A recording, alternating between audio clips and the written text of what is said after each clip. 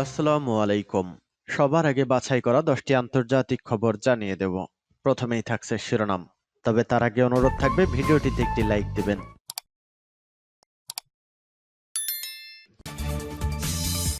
দখলদার ইসরায়েলি বাহিনী এবং ফিলিস্তিন পুরোদমে যুদ্ধ চলছে।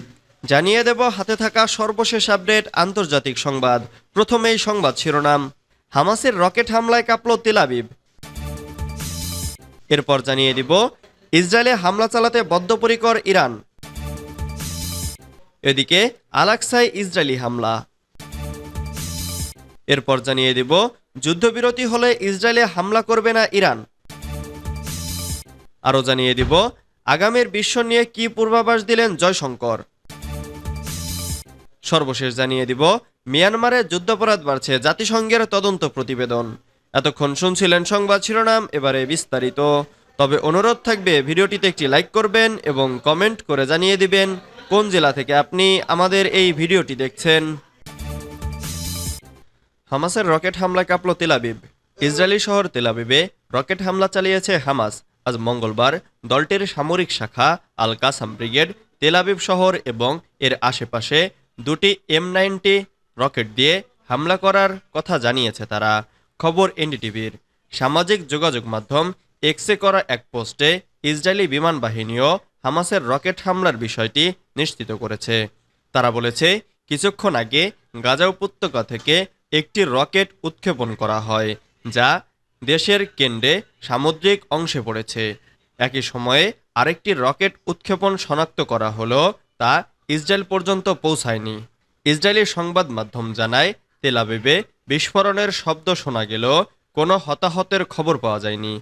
এদিকে মঙ্গলবার গাজা উপত্যকার মধ্য ও দক্ষিণাঞ্চলে ইসরায়েলি বিমান হামলায় 19 ফিলিস্তিনি প্রাণ হারিয়েছেন।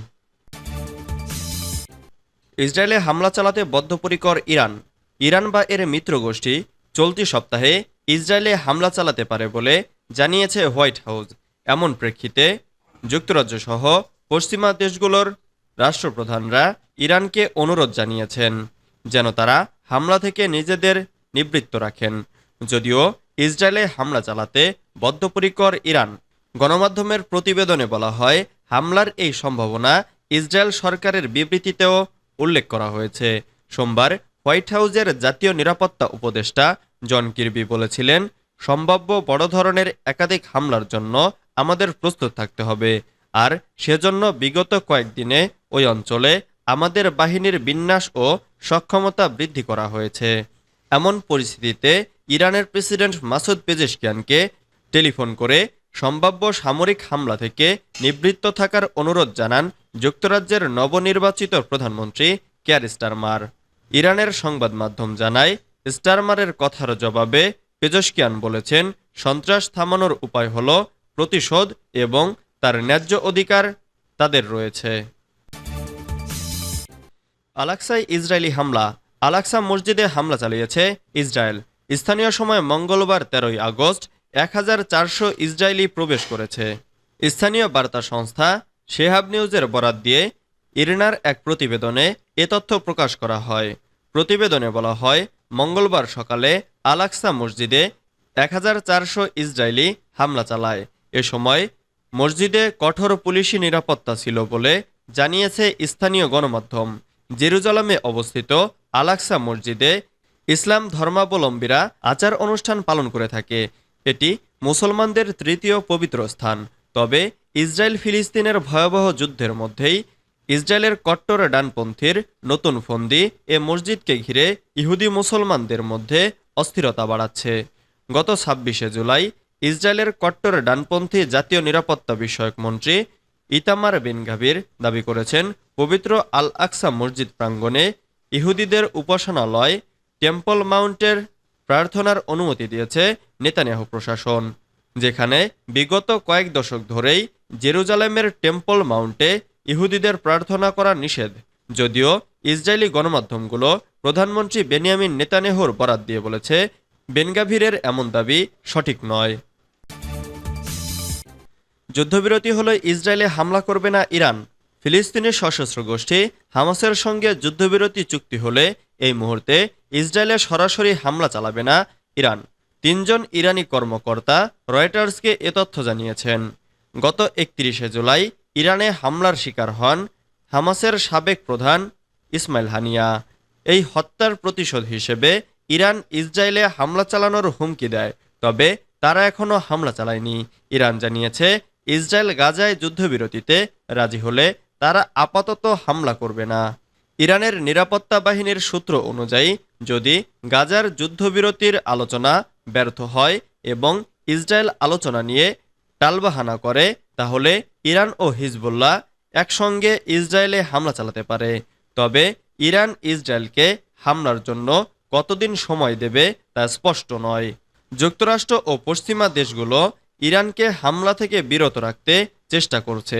মার্কিন প্রেসিডেন্টের দপ্তরের মুখপাত্র জন কির্বি সাংবাদিকদের বলেছেন, তারা আশঙ্কা করেছেন ইরান এক সপ্তাহের মধ্যে ইসরায়েলে হামলা চালাতে পারে। এখন ইরান ইসরায়েলকে যুদ্ধবিরতিতে রাজি হওয়ার একটি সুযোগ দিয়েছে। এই সুযোগ শেষ হলে ইসরায়েলে সরাসরি আঘাত হানতে পারে তারা।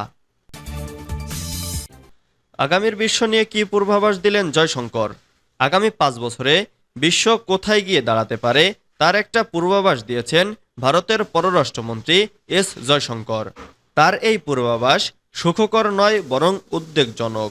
ইউক্রেন রাশিয়া সংঘাতের মতো পশ্চিম এশিয়ার সামরিক উত্তেজনা, দক্ষিণ পূর্ব এশিয়ার অস্থিতিশীলতা, গাজা সংঘাত, সেই সঙ্গে অর্থনৈতিক চ্যালেঞ্জ এবং জলবায়ু পরিবর্তন নিয়ে আগামীর বিশ্বকে টালমাটাল দেখছেন ভারতের এই পররাষ্ট্রমন্ত্রী। মঙ্গলবার 13ই আগস্ট জয়শঙ্কর দিল্লিতে এক অনুষ্ঠানে এসব পূর্বাভাস দেন। তবে এই ধরনের বিশ্ব পরিস্থিতি ভারত ও যুক্তরাষ্ট্রের সম্পর্ককে আরও শক্তিশালী করবে বলে মত দেন জয়শঙ্কর। তিনি বলেন, সবাই নভেম্বরের মার্কিন নির্বাচনের দিকে তাকিয়ে আছেন, যেখানে বেশিরভাগ মানুষ মনে করেন ডোনাল্ড ট্রাম্প আবার ক্ষমতায় আসবেন। জয়শঙ্কর বলেন, আমি একজন আশাবাদী মানুষ এবং সমস্যার পরিবর্তে সমস্যার সমাধান নিয়ে বেশি চিন্তা করি। তবে আমি অত্যন্ত দৃঢ়তার সঙ্গে বলবো যে আমরা একটি কঠিন সময়ের মধ্য দিয়ে যাচ্ছি, যা আগে কখনো ছিল না। মিয়ানমারের যুদ্ধাপরাধ বাড়ছে, জাতিসংঘের তদন্ত প্রতিবেদন। ক্রমাগত নিপীড়ন, গণধর্ষণ ও শিশুদের বিরুদ্ধে নির্যাতনের উল্লেখ করে জাতিসংঘের তদন্তকারীরা মঙ্গলবার সতর্ক করেছেন, মিয়ানমারের সেনাবাহিনীর দ্বারা সংগঠিত মানবতাবিরোধী অপরাধ ও যুদ্ধাপরাধ উদ্বেগজনকভাবে বাড়ছে।